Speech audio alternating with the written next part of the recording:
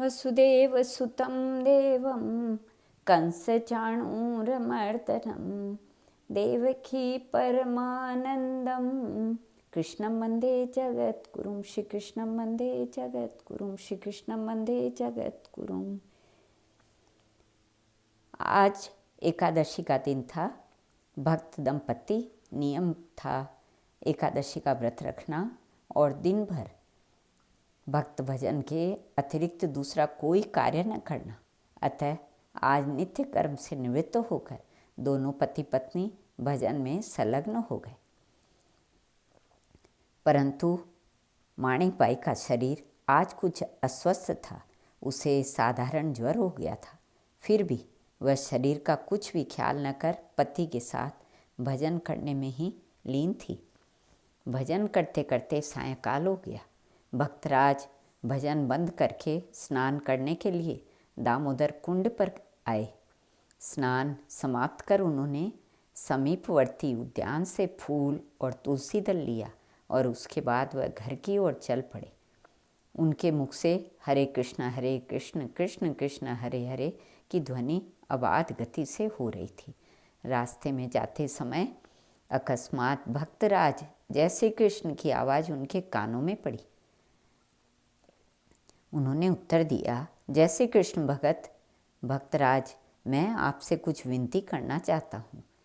अंतज ने नम्रतापूर्वक निवेदन किया, भाई ऐसा कौन सा कार्य आ पड़ा जिसके लिए मुझसे विनती करने की आवश्यकता पड़ी। मैं तो एक श्री कृष्ण नाम के सिवा और कुछ नहीं जानता। मेहता जी, मैं किसी सांसारिक कार्य के लिए विनती नहीं करता। आज एकादशी का उपवास मैंने भी किया है, अतएव रात्रि में जागरण करने के निमित्त भजन करना चाहता हूँ। क्या मेरी विनती स्वीकार कर आप मेरे आंगन को आज पवित्र कर सकेंगे। अंतज ने श्रद्धा के साथ अपनी इच्छा प्रकट की। भैया, इस काम के लिए विनती करने का क्या प्रयोजन। भगवान का भजन करना तो मेरा काम ही है। इस प्रकार अंतज भक्त को वचन दे नरसिंह जी अपने घर आए। अंतज भक्त ने भी आज्ञानुसार सब तैयारी की तथा अन्य साधु संतों और भक्तों को भी आमंत्रित किया। नरसिंह राम अपने घर पर भगवान का पूजन करके करताल मृदंग आदि भजन की सामग्री लेकर अंतज भक्त के आंगन में उपस्थित हुए और भजन करने लगे। उधर घर में माणिक बाई के ज्वर ने धीरे धीरे भीषण रूप धारण कर लिया। उस समय उनकी परिचर्या करने वाला घर में कोई नहीं था। वह भी निरंतर भगवान नाम की ही रट लगाए हुए थी। यहाँ तक कि बेहोशी की हालत में भी उनकी जीवा भगवान को ही पुकार रही थी, मानो उसने संसार से सारा संबंध तोड़कर समाधिस्थ अवस्था में केवल भगवान से ही संबंध जोड़ लिया था। प्रातःकाल भजन समाप्त कर जब नरसिंह राम घर आए तो देखा कि पत्नी मरणासन अवस्था में है, केवल अंतिम सांसें गिन रही है। नरसिंह जी ने पत्नी की यह हालत देखकर उसकी सेवा में लग गए और भगवान नाम सुनाते हुए उनकी शुश्रूषा करने लगे। परंतु भगवान का विधान कुछ और था। पति के आने पर उसने एक बार आंखें खोलकर उनके दर्शन किए और अंतिम बार भगवान के नाम का जोर से उच्चारण करके इस मृत्युलोक से सदा के लिए नाता तोड़ लिया। परंतु फिर भी वीतराग भक्त प्रवर नरसिंह मेहता एकदम स्थिर और शांत थे। वह वास्तव में इस जन्म मरणमय संसार में रहते ही कहाँ थे जो यहाँ के दुख शोक उन्हें स्पर्श करते। वह तो सदा किसी दूसरे ही दिव्य लोक में निवास करते थे, जहाँ निरंतर एक रस आनंद प्रभावित होता रहता है। इस प्रकार विचार कर उन्होंने शांत चित्त होकर पत्नी का विधिपूर्वक अग्नि संस्कार किया तथा शेष अस्थियों को गंगा जी में बहाकर घर आए। इधर अंतज के घर कीर्तन करने का समाचार नागर जाति में फैल गया। इस तरह नागरों को नरसिंह राम की निंदा करने का एक बहाना मिल गया। नागरों के चौरे पर नरसिंह राम की चर्चा जोरों से शुरू हो गई।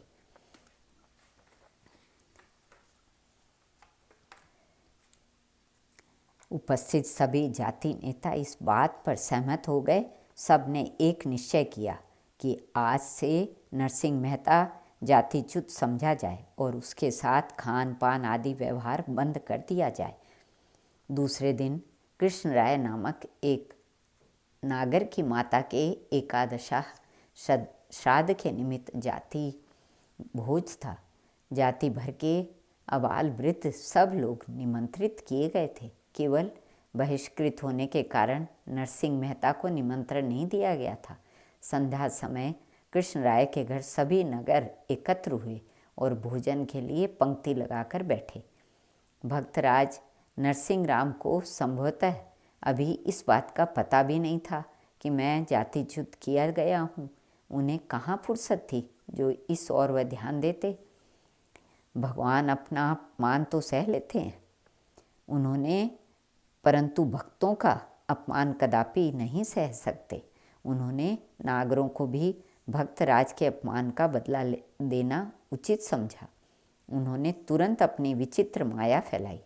जब नागरों की पंक्ति में भोजन परोस दिया गया और उन्होंने भोजन करना शुरू किया, तब प्रत्येक नागर ने अपने बगल में एक अंत्यज को बैठे देखा।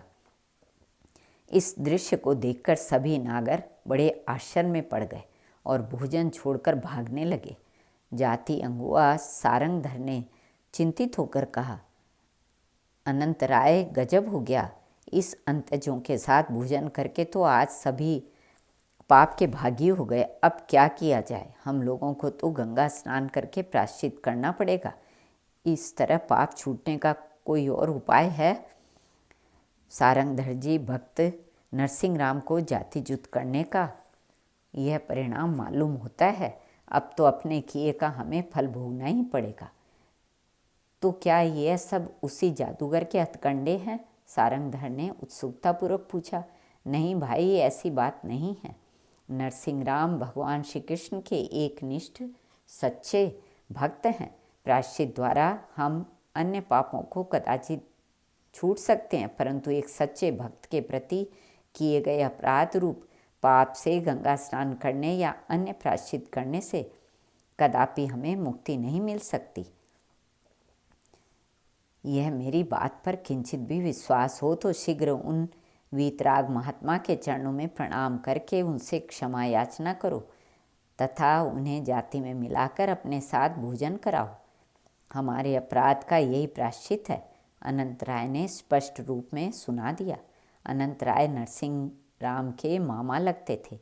विद्वता, वाक्पटुता तथा नम्रता आदि सद्गुणों के कारण समग्र जाति में उनका बड़ा मान था।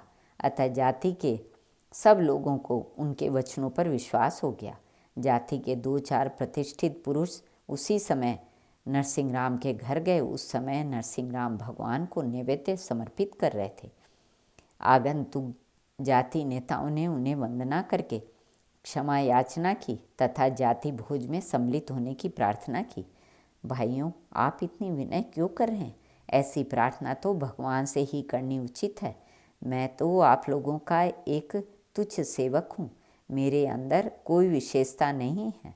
नरसिंह मेहता ने नम्रतापूर्वक निवेदन किया। नरसिंह राम भी सच्चे भगवत भक्त थे।